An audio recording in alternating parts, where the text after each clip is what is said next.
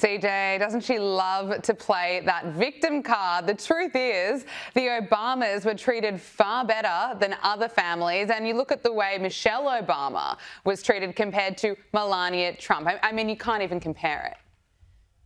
You know, it's their favorite card in their wallet, the race card, right? And to be quite frank, you look at the treatment of Melania Trump, who is probably, inarguably, objectively, one of the most beautiful first ladies we've ever seen, who has been boycotted by every major fashion magazine from their covers, right? Yet they have folks like Hillary Clinton on them and, folks like her on them that they hail as like the second coming of Christ. It's absolutely insane. I also am old enough to remember when you had, folks on the left like, Kathy Griffin, whose name I actually struggle to remember there because of how irrelevant she's become, who was musing about the death of President Trump and also basically speculating about whether or not Barron Trump suffered from a mental disability. Like these were people who were openly saying these things without any shame, without any embarrassment, because they felt as if they had a permission slip to do so. So this entire we felt as if we were mistreated. I'm sure Barron Trump felt mistreated. I'm sure Eric Trump and Don Jr. felt mistreated when they had to endure the lawfare at the hands of the Biden DOJ that they were subjected to. And not just the lawfare under the Biden DOJ, but also the deep state when President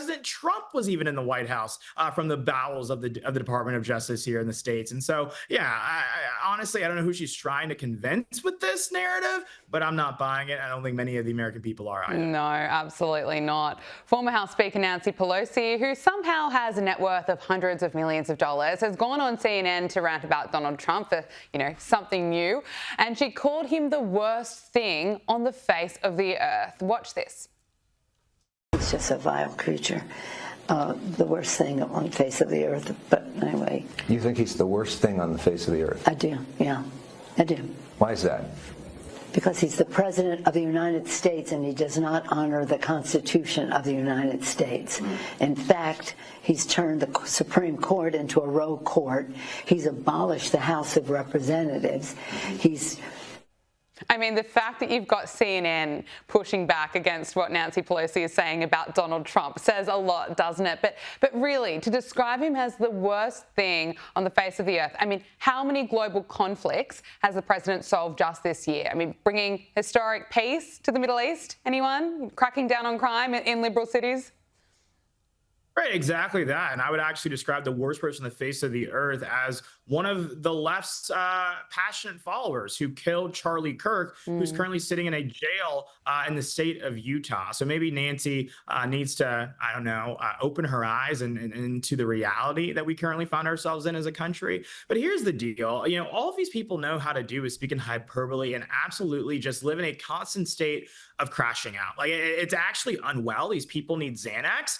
To say with a straight face he's abolished the House of Representatives, a body of which she is a member, a body of which, she reports to work, not often, unfortunately, or maybe fortunately for us, but, it's actually crazy. These people just lie straight through their teeth. And what she actually should be doing is encouraging her colleagues in the United States Senate to reopen our government so that our military service members can actually get paid, so that, folks that are, getting government benefits that actually need it, not folks that are using it and abusing it, but actually need it, children don't go hungry. But instead, she wants to go on CNN and spread these lies about President Trump. They're absolutely divorced from reality. Give me a break.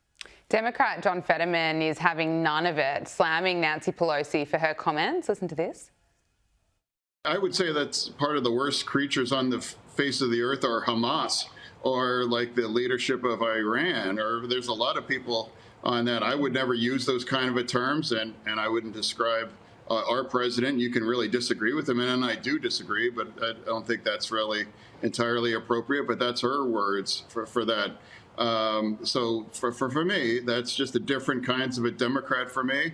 I don't going to call people they're fascists, they're Nazis, or compare the people in those kinds of terms. He makes sense, CJ. And John Fetterman, he's also blasted Democrats, arguing that they need to own their role in the federal government shutdown. He is, and God bless him for it. Every time he opens his mouth, he's beginning to sound more and more like a Republican. So hopefully, I think he'll find his way over here. We'll welcome him with open arms. He may have to wear a suit if he becomes a Republican, but, we'll take him as he is. Now, one of the issues that the Democrats seem to really be fighting on is keeping illegals in the country. They're, of course, against ICE agents doing their job. They're against Donald Trump carrying out his promise of deporting illegals. And this voter went on Fox News with a bit of a truth bomb for the left. The difference between being kind, and to me, my faith is one thing is being nice to people from different lands, but they also have to be respectful of our laws. And everybody wants to come to the United States because we have a great economy, have a lot of opportunity, but there's a process to do that. My family has been here since at least the 1700s. There's no one that's gave us a free $1,400 debit card. No one gave us a free apartment. No one gave us anything free. We had to work for it. So there is a process. And if we respect all people, that means that the people that come here need to respect our laws. And that's all that we're saying. We allowed 20 million immigrants in here legally since 2000. How much is too much, and how much are we going to put the burden on the taxpayers? Because the money has to come from somewhere. Yeah. It's just common sense. CJ, some common sense there. So I'm sure the left will find a way to call this guy radical. You know, it's incredibly, an incredible example of common sense, but unfortunately, common sense is far too uncommon in the modern day Democrat Party. But he's exactly spot on. You know, one of the cornerstones of being an American is not believing in two tiers of justice. And I think that applies to the illegal immigration problem in this country. If you are an American citizen, whether you're white or you're black, and you broke the laws of our land, you would be thrown in jail. So why should we allow these people to show a complete disrespect for our laws, infiltrate our country, and not say, no, you got to go back to where you came? It's not rocket science. It's not a hard thing to understand. But also, too, I know that's not a hard thing to understand because the majority of Americans understand it. It's exactly why they voted for President Trump. They gave him the mandate he did. These things are not like random things that he just came up with after he got elected. He said, I'm just going to do mass deportations and send all these people back from where they came. No, he ran on that every single day, every single night. He said that he was going to do exactly this. And I think the thing that probably bewilders Washington the most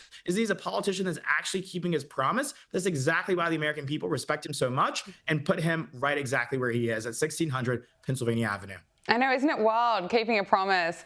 Now, woke Hollywood celebrities, of course, love to make it known how much they hate Donald Trump, but the penny seems to have dropped for actress Jennifer Lawrence when it comes to how people vote and how many people seem to just ignore what Hollywood actors actually have to say.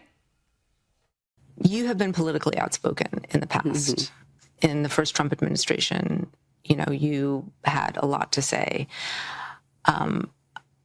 I'm curious how you feel about talking out now.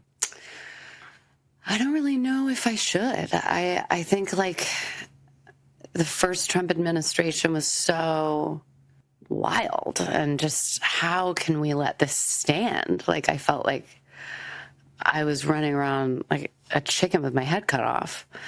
But as we've learned, election after election, celebrities do not make a difference whatsoever on who people vote for. And so then what am I doing?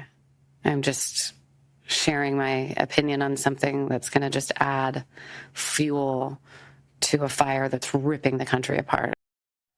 Yeah, I think someone needs to tell George Clooney that. Yeah, exactly. And I'm glad that Jennifer Lawrence has come to this epiphany that was pretty apparent to the rest of us with functioning brains a long time ago. But I'm glad, you know, some of us are a little slower than others. So welcome to the reality, Trevor. But, you know, here's the thing. I think she is actually spot on in the sense that the American people a long time ago realized that we were not going to allow Hollywood elites to dictate the direction of this country. And thank God for that. But what I hope she understands now is that, you know, she should actually go outside of her, you know, cosmopolitan, you know, posh lifestyle and go talk to real Americans about what's going on, and go into the inner cities of, you know, across America. And you'll actually hear from, you know, Black families and Black mothers, single Black mothers who are saying, thank God for President Trump for taking action, sending the National Guard. So now that my child can go play on the sidewalk, thank him, you know, for creating jobs here at home by his, you know, implementing the tariffs that he has. And so I got to say, again, I hope that this is a first step to recovery for her. And I hope that there are many more steps to come, because I think she's so close, but we're not we're not quite past the We're finish not there line yet. No, that's absolutely right. Look, finally, before I let you go, quickly, Barack Obama, he's being slammed after headlining a Virginia rally for Democratic nominee for governor Abigail Spanberger, which included an appearance by Attorney General candidate Jay Jones. Now, of course, we remember Jay Jones spoke in detail about the fantasy of murdering former House Speaker Todd Gilbert and his children. It was absolutely horrific reading some of those text messages. And Obama, he doesn't seem to have a problem with this, CJ.